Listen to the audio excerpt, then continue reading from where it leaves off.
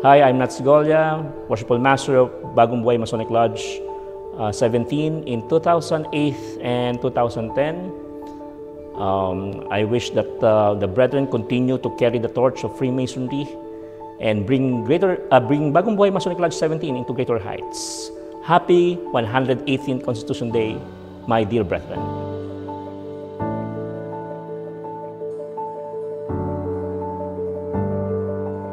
Isang magandang hapon po sa ating lahat. Muli, happy 118th Lodge Anniversary sa aming mahal na loya, ang Bagong Buhay Masonic Lodge number 17. Brethren, mga kuyang, magandang hapon. This is your Kuyang Aldrin, one of the past master of our beloved Bagong Buhay Masonic Lodge number 17. Sana tumagal pa tayo ng another 118 years at magtuloy-tuloy ang harmony sa ating lodge. Once again, happy 118th Constitution Day, my brethren. Kami po dito bilang 3 lights po ng Bagong Buhay 17 ay mga temporary lang po. Pero ang permanent po na support and harmony ay binibigay po ito ng mga past masters sa amin. So palakpakan po natin ang mga past masters po ng Bagong Buhay 17. And hindi po ako nakapag-prepare ng speech. So wala na po ako masasabi. So brethren, very worshipful sirs, worshipful, and atengs, let's enjoy the night and maraming salamat po sa lahat.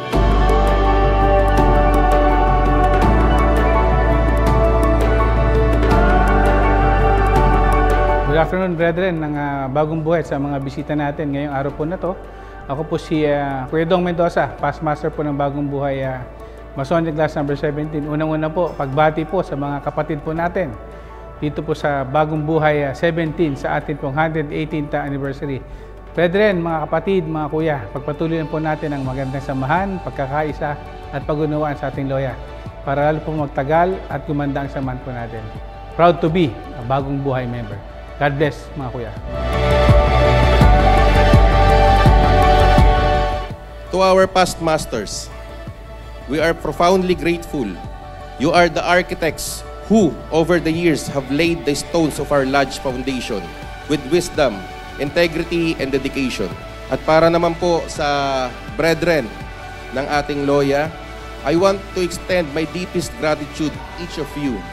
As your worshipful master, I know that this lodge strength is not in our building or our charter, but in the men who fills its chairs and its hearts. Good evening. I am Crisanto Rafaelito Gualberto V, Worshipful Master 2018 of our lodge. It is with great pride that I welcome you to Bagong Buhay Masonic Lodge number 17's 118th anniversary. On behalf of all the Kuyangs inside in this room, yes, we want to say thank you. Thank you, Ateng, for continuing walk beside our Kuyangs. Thank you. Why? For continuing walk in this sacred brotherhood.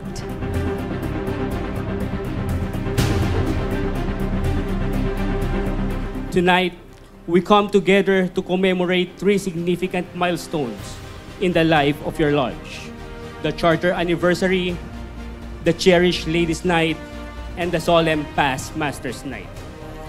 Each of these observances on its own holds a place of honor in the Masonic calendar. Kuya Jason, sana you bring Bagong Buhay to greater heights in the future period. And all the brethren po, sama-sama po natin, let's do what we ought to do. Let's be who we are. That's good men. Sabi nga na Sis Meg, that Masons are good men. That we are good men desiring to be better. Muli po, maligayang ika-100 at 18 taong anibersaryo ng ating simula. Naway ang dakilang arkitekto ng sangkalawakan ay patuloy na pagpalain ang Bagong Buhay Masonic Lodge number 17 ng panghabang panahon. Mabuhay ang Bagong Buhay!